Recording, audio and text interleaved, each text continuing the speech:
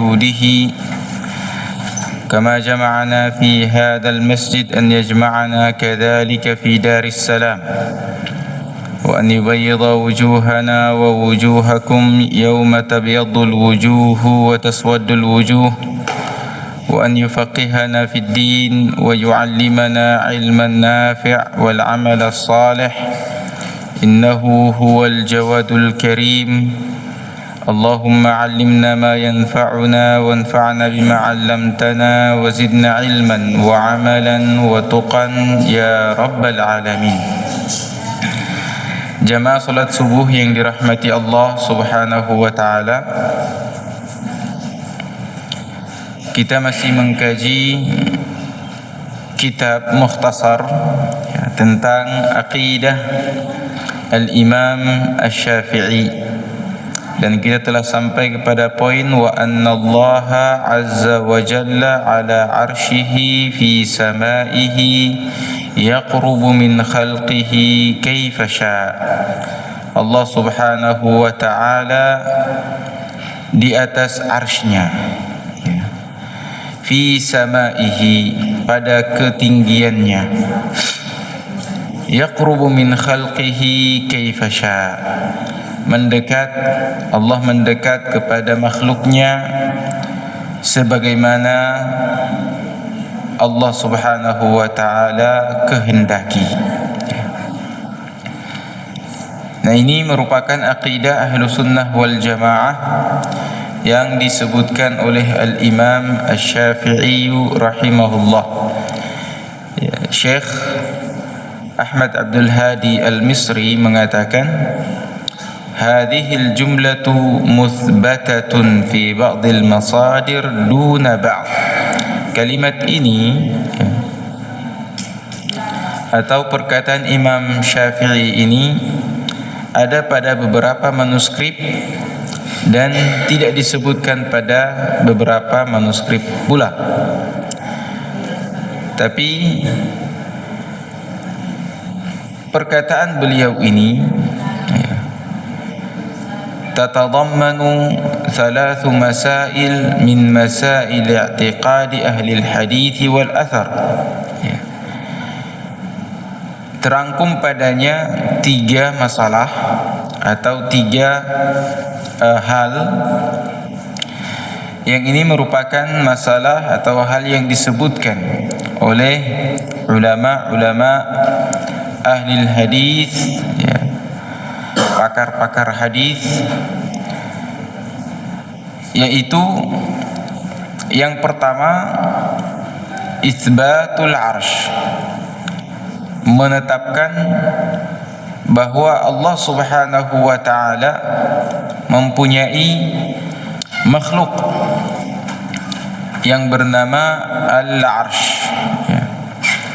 Apa itu arsy? Arsy secara lugah, secara bahasa, disebutkan oleh Ibn Faris dalam kitab beliau Mu'jam Maqayisil Lughah. Beliau mengatakan arsyun al-ainu war-ra'u wasyinu, huruf ain, ra dan shin, aslun sahihun wahid. Nah, ini merupakan istilah, istilah dalam perkamusan. Dibilang aslun sahih, artinya tidak ada huruf illah padanya, tidak ada huruf yang mati padanya. Jadi huruf ain itu huruf hidup, ra juga demikian, shin juga demikian. Yadullu ala irtifa'in, artinya atau kalimat ini, arsy ini menunjukkan kepada ketinggian tempat, irtifa fi syai'in mabni, pada satu bangunan.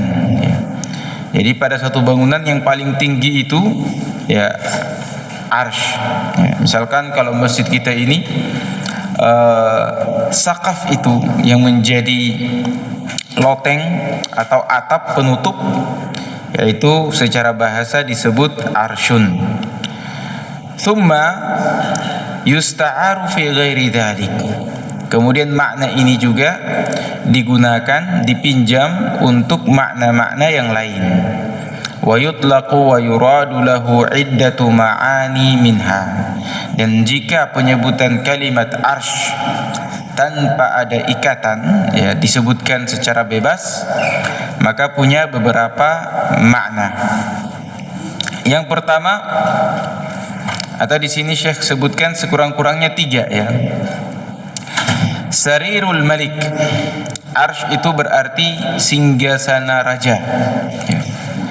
Itu yang pertama. Atau yang kedua, arsy artinya saqful bait, atap rumah, ya. Dan arsy juga bermakna ruknus syai', tiang penyangga. Jadi ini secara bahasa. Wa ammal muradu bil arsy fi syar'i fahuwa. Adapun secara definisi istilah, ya, dalam syariat, maka artinya sarirul malik khalaqahullah, ya, singgasana raja yang diciptakan oleh Allah. Arsy ini makhluk Allah yang paling besar dan diciptakan, Allah Subhanahu wa taala menciptakannya. Wa amara malaikatahu bihamlihi, dan Allah perintahkan para malaikatnya untuk memikulnya, ya. Wa yahmilu arsya rabbika fawqahum yawma idzin thamaniyah, ya. Dan pada hari kiamat itu, ya, ada malaikat yang jumlahnya 8 orang yang besar-besar, ya, mereka ini memikul arsy.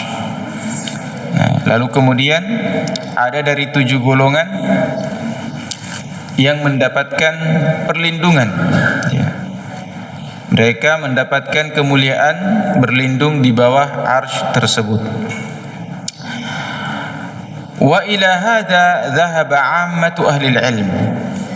Definisi ini disebutkan oleh mayoritas para ulama min ahli sunnah, dari kalangan ahlu sunnah wal jamaah. Minhum, di antara mereka, At-Tabari, Imam Abu Ja'far Ali At-Tabari. Nah, ini imam atau penghulu, ya, imam dalam disiplin ilmu tafsir. Wa Ibnu Qutaibah, juga Ibnu Qutaibah. Nah, ini dalam bidang hadis. Wal Baihaqi, ya, Imamul Baihaqi juga dalam bidang hadis. Wa Ibnu Taimiyah, wa Ibnu Al-Qayyim, wa Ibnu Katsir, wa Adz-Dzahabi. Nah, ini semuanya ulama-ulama abad ke-7. Wa Ibnu Abil Izz Al-Hanafi, ya. Ibnu Abil Izz Al-Hanafi juga, ya. Dan Ibnu Hajar Al-Asqalani, ya.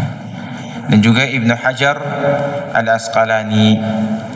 Wa laysa al-'arsyu bima'na al-mulku kama taqulu al-Jahmiyah wa man wafaqahum. Dan arsy bukan berarti kerajaan, ya.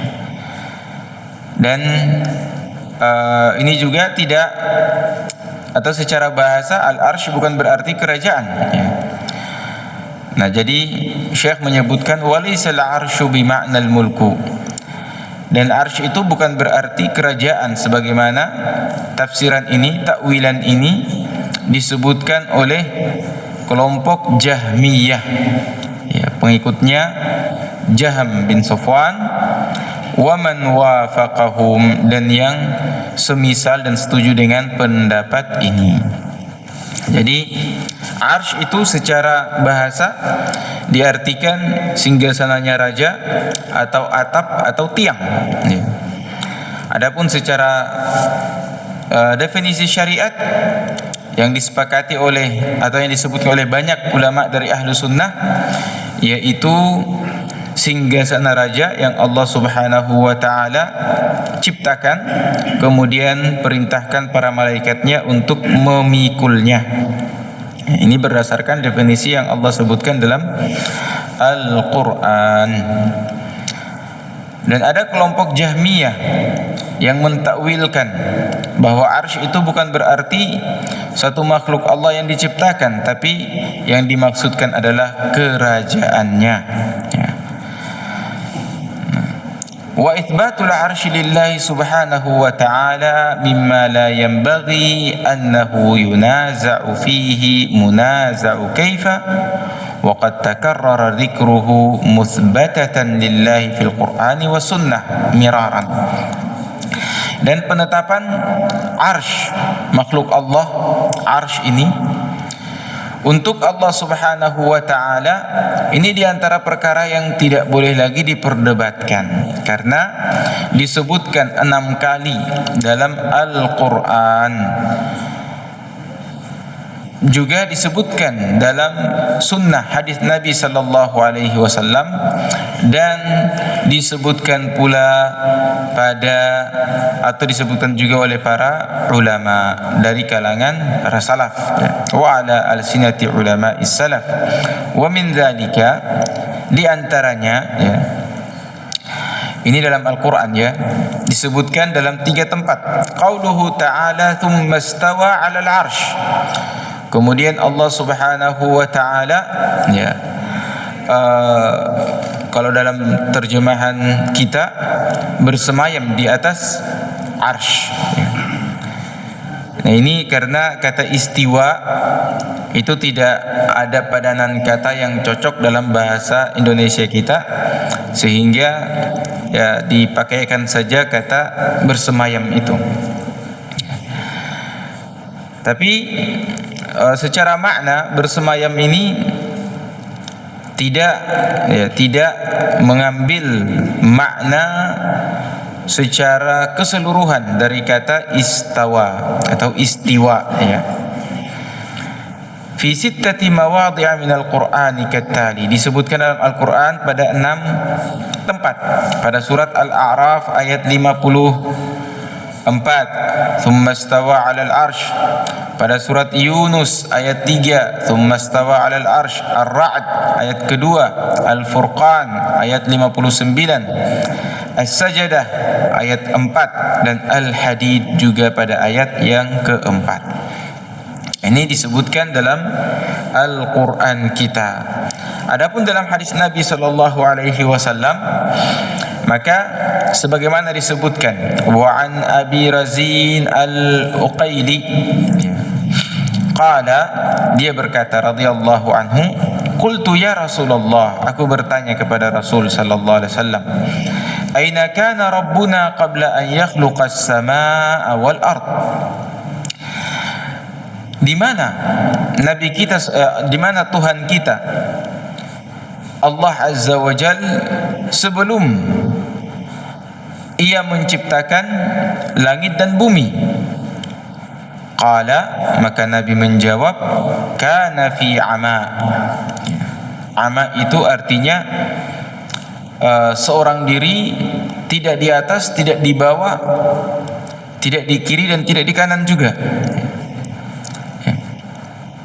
Kana fi ama ma fawqahu hawa wa ma tahtahu hawa. Di atasnya tidak ada udara, di bawah juga tidak ada udara. Allah seorang diri. Thumma khalaqal arsya thumma istawa alaihi.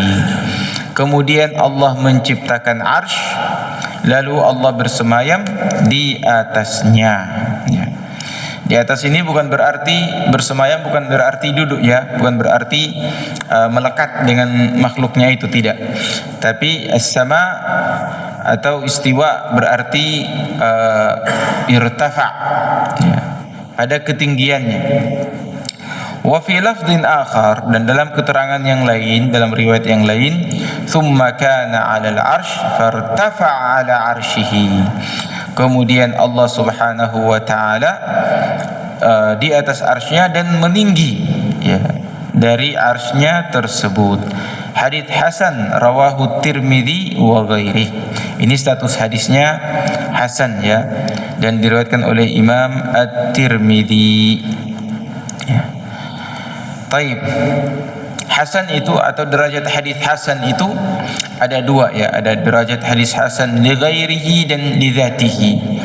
Nah, kalau dalam klasifikasi hadis itu kan ada mutawatir dan ada ahad. Ada yang diriwayatkan oleh banyak orang dan ada yang hanya diriwayatkan oleh segelintir orang saja dari para sahabat. Nah, kalau ada hadis-hadis sahih yang banyak disebutkan, tapi dilihat ditinjau dari perawinya tidak seperti perawi-perawi yang disebutkan oleh ulama-ulama hadis, maka derajatnya turun menjadi hasan, tapi hadisnya sahih. Tapi kalau misalkan hadisnya dhaif, tapi karena banyak penyokongnya dari hadis-hadis sahih, maka dia naik menjadi hadis hasan, statusnya hasan li ghairihi. Nah, itu pelajaran hadis ya. Nah, ini pelajaran yang pertama atau apa yang ditetapkan dari perkataan Imam Syafi'i ini, bahwa Allah Azza wa Jalla ala arsyih, Allah Subhanahu wa ta'ala bersemayam di atas arsy-Nya. Bahwa yang pertama itsbatul arsy, menetapkan bahwa ada makhluk Allah yang besar yang diciptakan Allah Subhanahu wa ta'ala, namanya arsy. Yang kedua, itsbatul ulu lillahi subhanahu wa annahu fis sama. Dari hadis ini juga, dari perkataan Imam Syafi'i ini juga ditetapkan bahwa Allah Subhanahu wa ta'ala berada dalam ketinggiannya,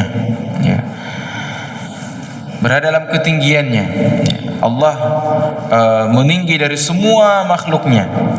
Wa minal adillati ala dzalika, dan diantara dalil yang disebutkan tentang perkara ini, bahwa Allah Subhanahu wa ta'ala tinggi dan meninggi melebihi semua makhluknya,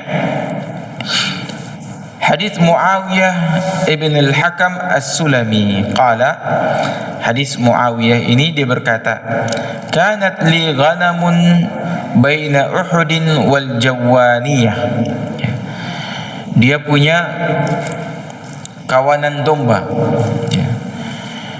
tempat dia menggembalanya itu antara gunung Uhud dan gunung Jawaniyah. Fiha jariyatun li, yang menggembalai domba-domba tadi itu seorang jariyah, budak wanita.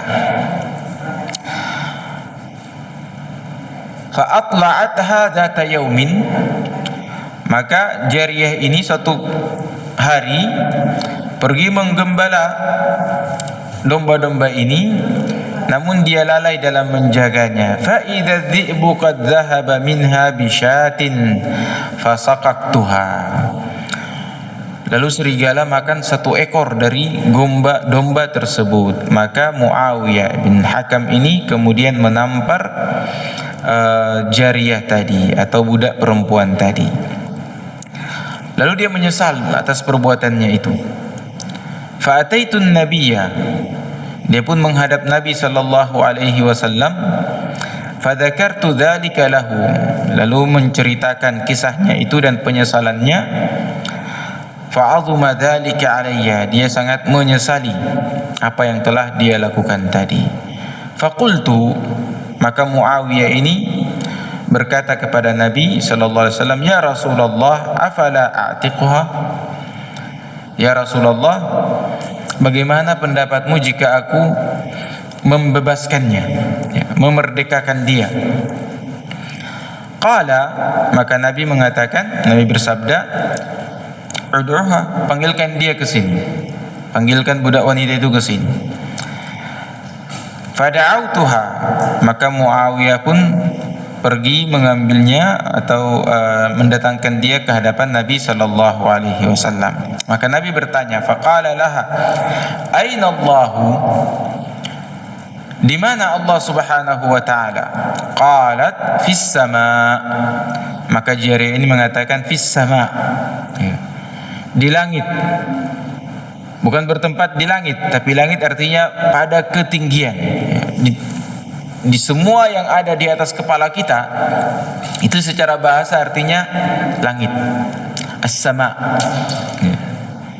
Jadi kalau kita dalam masjid ini yang menjadi langit untuk kita as-sama adalah saqaf, ya, loteng. Ya. Nah, Allah Subhanahu wa taala pada ketinggian, ya. Fis sama. Ya. Qala man ana? Nabi kemudian bertanya, lalu saya, siapa saya? Qalat Rasulullah. Engkau adalah utusan Allah, Rasul Allah. Qala, maka Nabi pun bersabda, a'tiqha fa innaha mu'minatun. Merdekakanlah dia, karena sesungguhnya dia adalah seorang yang beriman. Ya.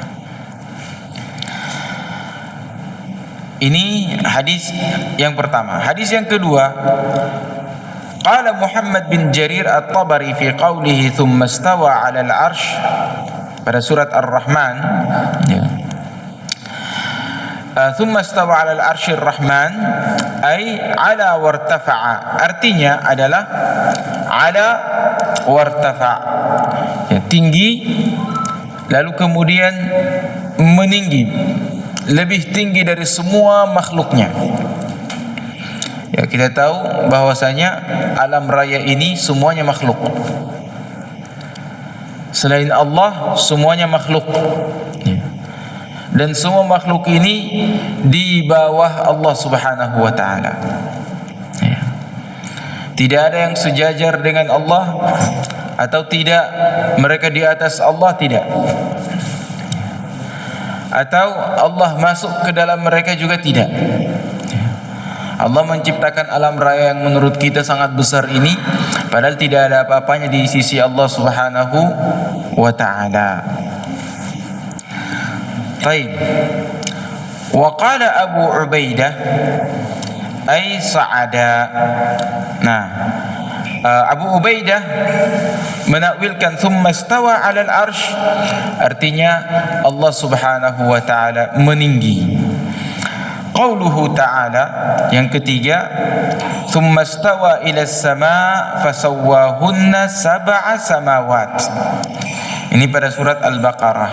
Qala Al-Baghawi, ya, thumma istawa ila as-sama', kemudian Allah Subhanahu wa taala bersemayam di atas arsy-Nya, lalu kemudian menjadikan langit itu 7 lapis, ya.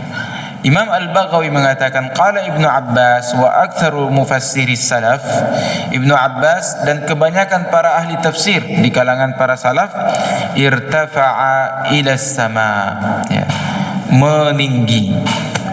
Allah kemudian memilih tempatnya yang tertinggi. Qala ta'ala, ilaihi yas'adul kalimut thayyibu wa qal inni mutawaffika wa rafi'uka ilai. Yang pertama Fatir, surat Fatir ayat ke-10, ilaihi yas'adul kalimut thayyib, ke sisi Allah lah dinaikkan semua perkataan-perkataan yang baik. Kemudian Allah berfirman untuk Nabi Isa alaihi salam pada surat Ali Imran ayat 55, inni mutawaffika wa rafi'uka ilayya, aku akan mewafatkanmu dan akan menaikkanmu ke sisiku. Ya. Kita tahu dalam akidah Islamiyah kita bahwa Nabi Isa alaihi salam itu berada pada langit yang kedua. Ya. Qala subhanahu wa ta'ala bar rafa'ahu Allahu ilaihi, pada surat An-Nisa ayat 158, masih tentang Nabi Isa, bahwa mereka tidak membunuhnya, tidak juga mensalibnya, tapi Allah Subhanahu wa ta'ala menyerupakan Nabi Isa dengan salah seorang muridnya, lalu Nabi Isa dinaikkan ke sisi Allah Subhanahu wa ta'ala. Dan pada surat An-Nahl ayat ke-50 Allah Ta'ala berfirman, yakhafuna rabbahum min fawqihim, mereka takut kepada Tuhan mereka yang berada di atas mereka, ya, atas, ya, Allah Subhanahu wa ta'ala. Nah, ini perkara yang kedua.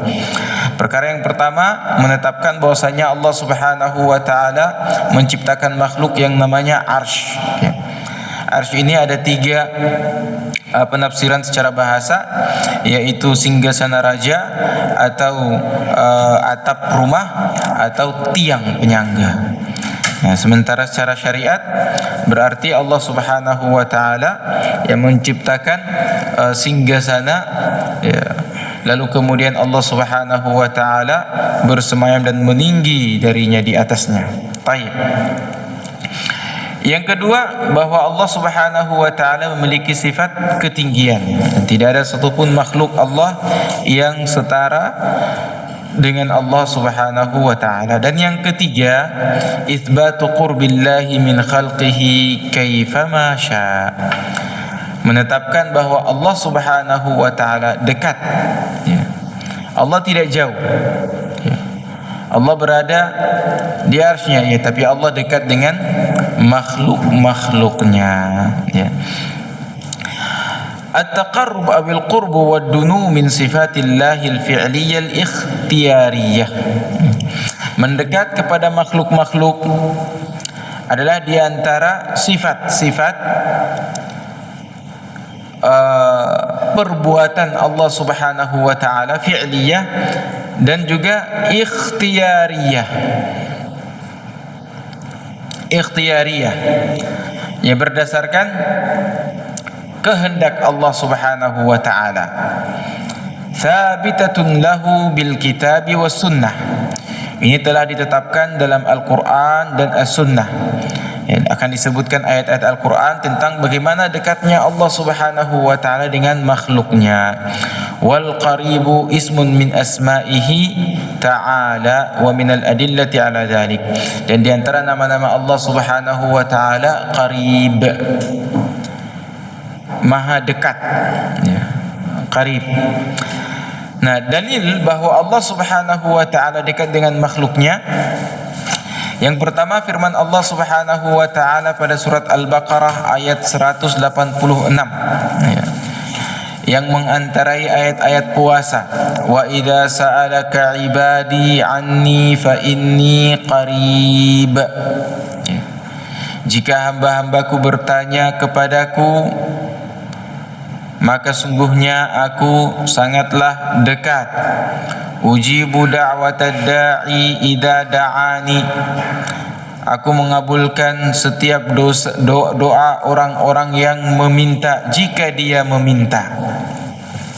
Dan di sini Allah menetapkan bahwa Allah itu dekat dengan hamba-hambanya. Yang kedua pada surat Hud ayat 61. Fastaghfiruhu thumma tubu ilaihi inna rabbi qaribun mujib.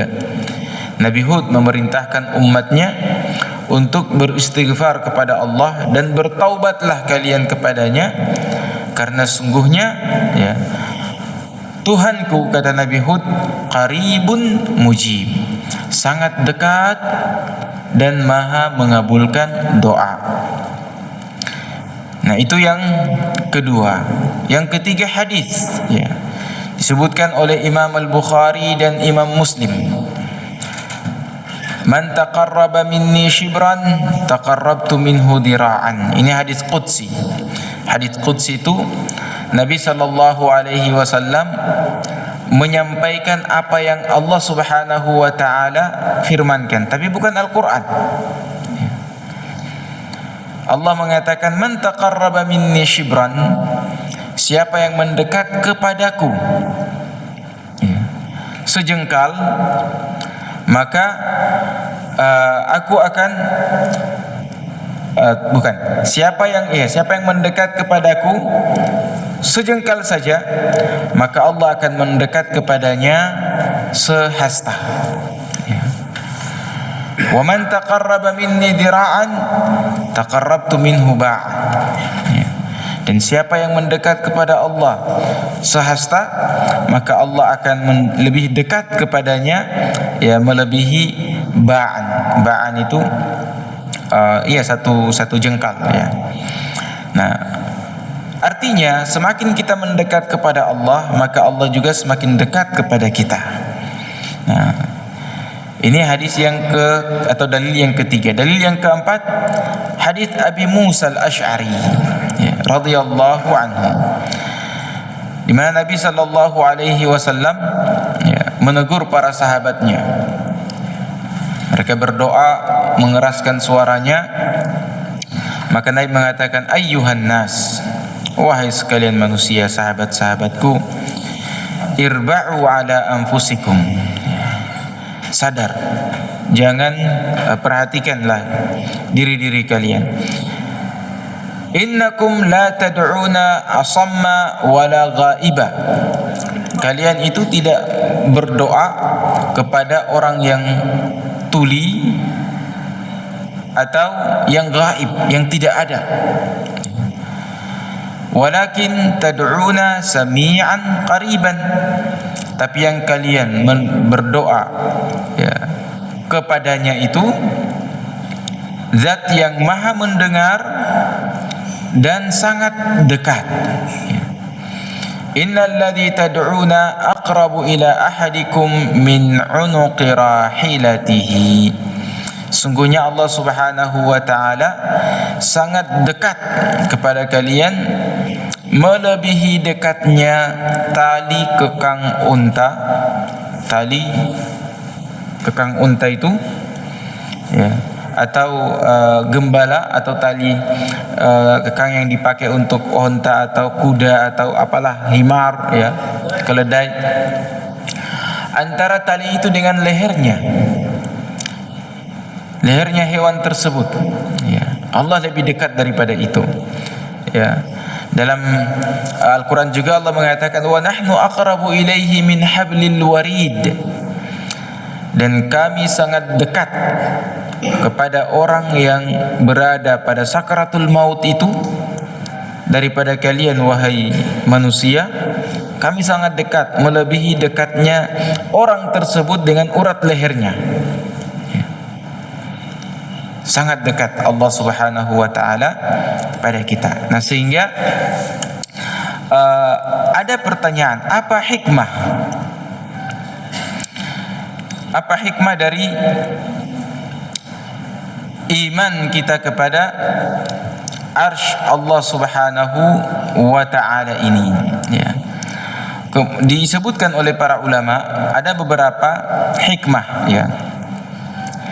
Yang pertama, aqidah Ahlus Sunnah wal Jamaah, Allah beristiwa. Bagusnya kita gunakan kata beristiwa saja. Allah beristiwa di atas arsy sesuai dengan keagungannya, tanpa ada kesan untuk menyerupakannya. Bagaimana cara istiwanya Allah, itu tidak boleh. Atau mencontohkan, tidak boleh juga. Nah, hikmahnya yang pertama, meneguhkan keagungan Allah Subhanahu wa taala. Jika kita tahu Allah berada di atas arsy-Nya, di atas seluruh makhluknya, maka hati kita secara otomatis akan menengadah kepada Allah dengan penuh pengagungan. Ini satu. Yang kedua,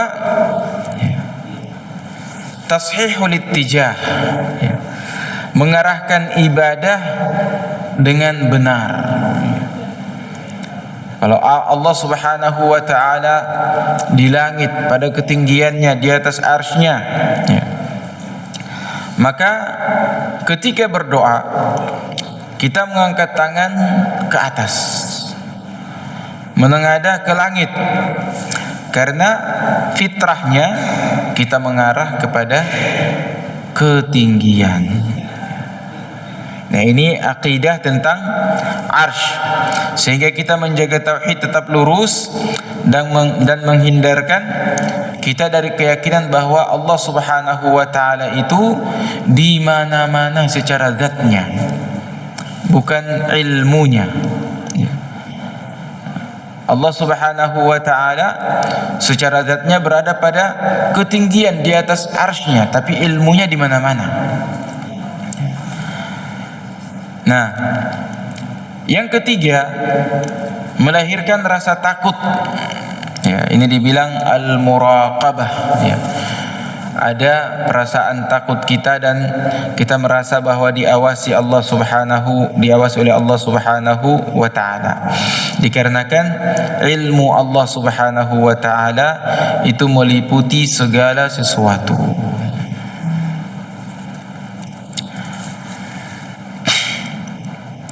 Yang keempat, ta'zimud du'a.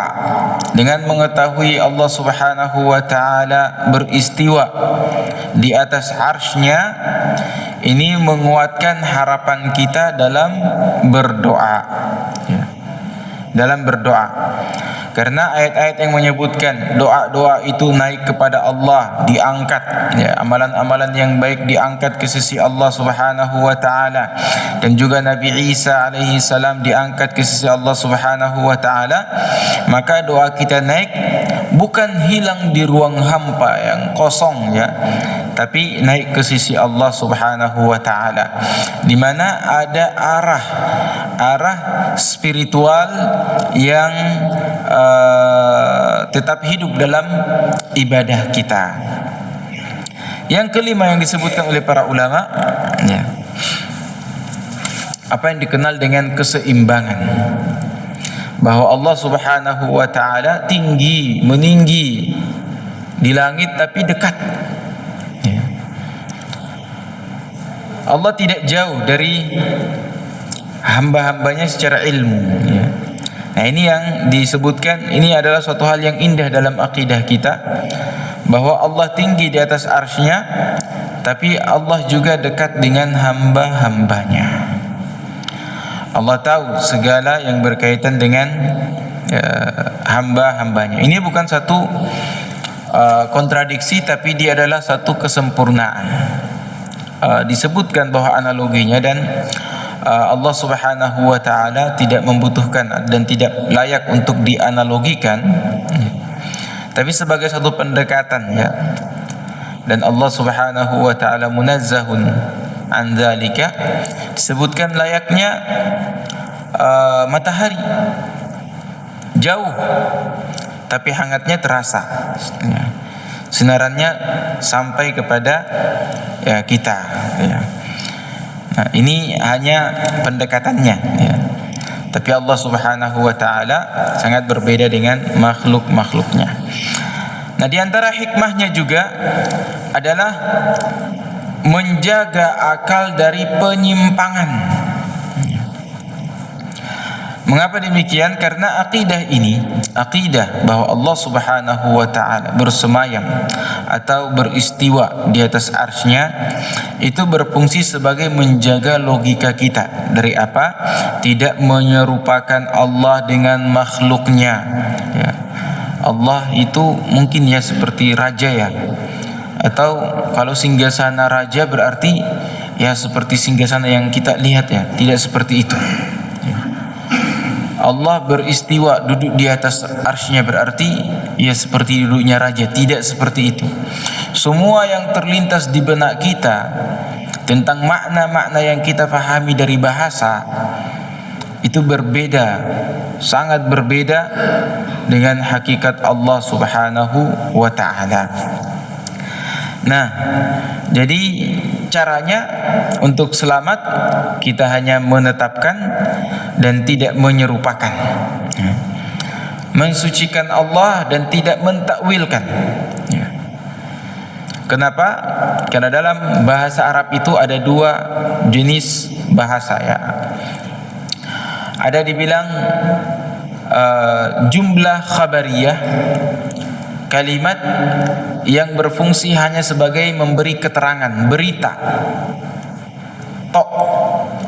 Dan ada jumlah talabiyah, kalimat yang berisi perintah atau larangan, ya. Kalau jumlah talabiyah itu perintah dan larangan, kita mesti lakukan, ya. Adapun jumlah khabariyah ini kita punya dua pilihan, membenarkan atau mendustakan. Ketika Allah Subhanahu wa taala memberi keterangan kepada kita tentang sifatnya, tentang zatnya, maka kita hanya menerimanya, mempercayainya tanpa mencari tahu seperti apa dan seperti apa. Itu dibilang jumlah khabariyah, hanya berisi keterangan yang kita dituntut untuk membenarkan. Adapun jumlah fi'liyah maka berisi perintah dan larangan, di mana di situ kita dituntut untuk melakukan atau meninggalkan.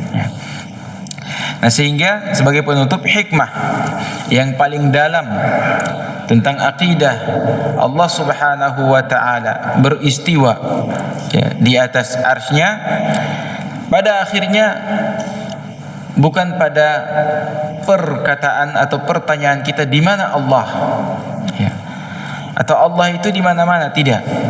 Tapi bagaimana kita memandang keagungan Allah Subhanahu wa taala, dan bagaimana agar hati kita itu berdiri di hadapan Allah Subhanahu wa taala dan bukan di hadapan satu kehampaan.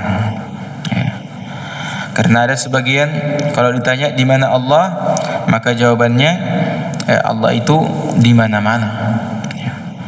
Allah itu di mana-mana. Padahal ahlu sunnah memandang bahwasanya Allah itu di mana-mana adalah ilmunya.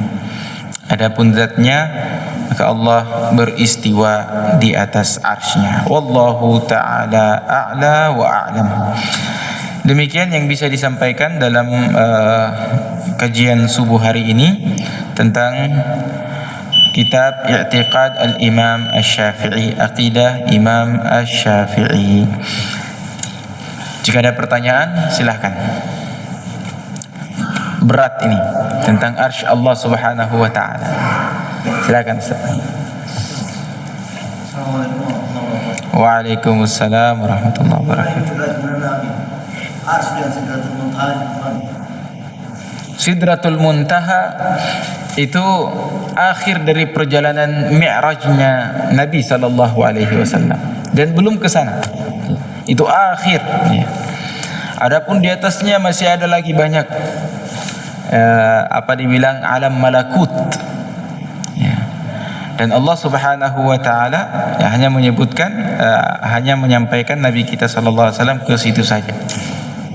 Dan hanya satu-satunya makhluk Allah yang sampai ke situ, Nabi kita. Karena Jibril tidak bisa ke situ. Jibril hanya mengatakan, saya sampai di sini menemani kamu, adapun kamu lanjut.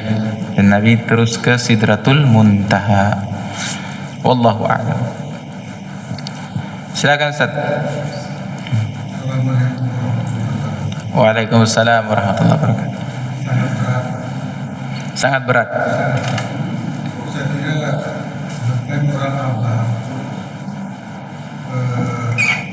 cukup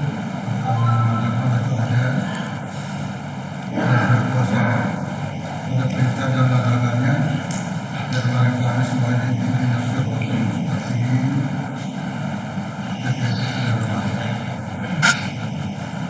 tapi kalau para ulama besar tadi tidak ada masalah juga. Sebab juga saya kira bahasa Al-Quran juga harus kita waspadai. Misalnya tabak jaga, silakan para ulama. Sebelum dalam ayat yang pertama kita baca juga turun ayat Allah fawqa aydihim, tangan Allah di atas tangan mereka. Tangan ini di situ. Maka seperti pengajian lalu saya bilang bahasa begini ini mempunyai besar. Sama dengan Nabi saya bukan tidak berarti ada statistik, bisa juga diangkat derajatnya. Kalau banyak yang diangkat derajatnya kan diangkat juga. Ya. Jadi karena ini ya. Iya. Begitulah berkaitan. Assalamualaikum warahmatullahi wabarakatuh. Nah, ini kan berkaitan dengan ayat-ayat sifat, ayat-ayat yang berkaitan yang Allah mengabarkan tentang dirinya tentang perbuatannya, sehingga kita hanya membenarkan tanpa mentakwilkan. Tidak boleh kita mentakwilkan, karena secara hakikat bahasa itu kita semua faham. Hakikat bahasa semuanya faham. Tapi apakah hakikat ini yang kita fahami ini itu juga pada Allah Subhanahu wa taala? Nah, sementara Allah mengatakan laisa kamitslihi syai'un. Tidak ada yang semisal dengan Allah. Jadi semua yang ada di benak kita tentang Allah itu buang jauh-jauh. Ya. Tidak seperti itu. Ya, Allah begini, Allah begitu, tidak. Ya. Jadi apa yang Allah katakan dalam Al-Qur'annya ya, seperti itu ya seperti itu. Kenapa para ulama memasukkan pembahasan tentang arsy? Karena ada di antara kelompok sekte-sekte Islam yang berusaha mentakwilkan. Tsumma stawa ila sama. Kata istawa ini diganti, ditambahkan satu kalimat, satu huruf. Ya. Istaula. Ditambahkan huruf lam. Jadi bukan istawa tapi istaula. Istaula artinya menguasai. Ya. Menguasai. Padahal istawa artinya ala wartafa. Ya. Allah berada pada ketinggiannya. Ya. Dan Allah menguasai semua alam rayanya. Tapi apakah istawa itu diartikan dengan istaula? Ini ada penyempitan makna. Nah, sehingga para ulama lalu memasukkan kajian arsy ini dalam kajian-kajian akidah. Jadi disebutkan di sini Jahmiyah, ya pengikut Jahm bin Safwan, dialah yang pertama kali mentakwilkan arsy itu dengan kerajaan. Ya. Ya, kerajaan. Ya. Padahal kalau kita cuman karena begini, orang Arab juga mengerti makna-makna seperti ini, tapi tidak ada dari mereka yang bertanya-tanya tentang bagaimana Allah itu. Ya.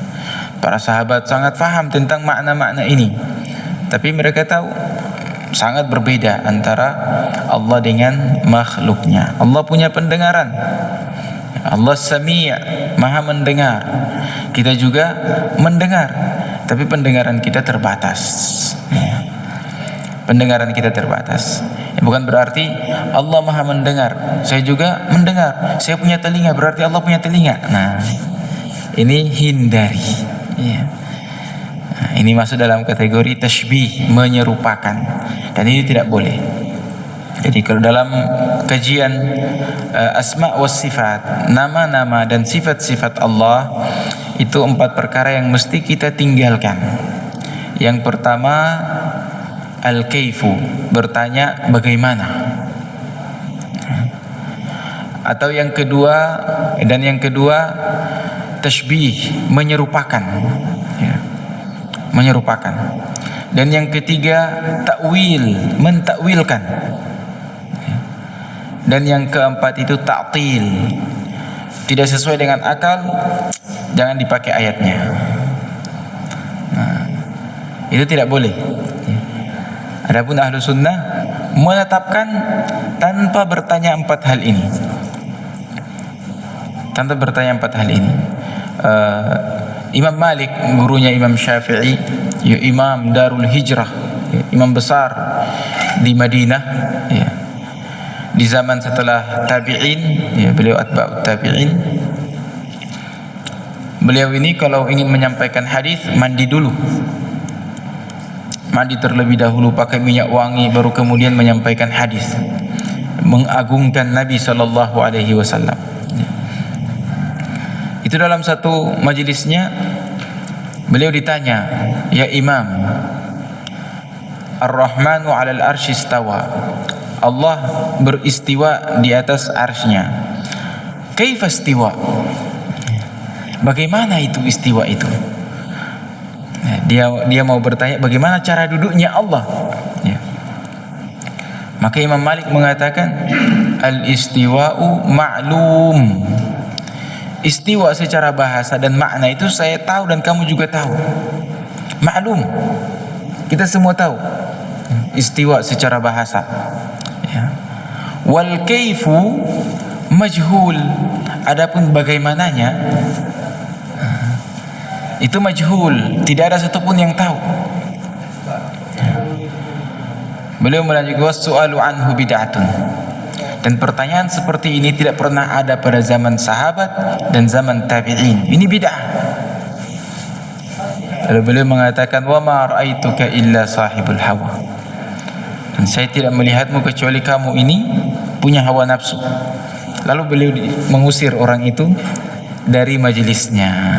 Nah, jadi ayat-ayat tentang Allah Subhanahu wa ta'ala, keterangan tentang nama dan sifat Allah, kita hanya mengimaninya tanpa bertanya bagaimana, atau tanpa mentakwilkannya, atau mentaktilkannya, atau menyerupakannya. Demikian yang bisa disampaikan, semoga bermanfaat. Subhanakallahumma rabbana wa bihamdika nasyhadu an la ilaha illa anta nastaghfiruka wa natubu ilaika. Wassalamu alaikum warahmatullahi wabarakatuh.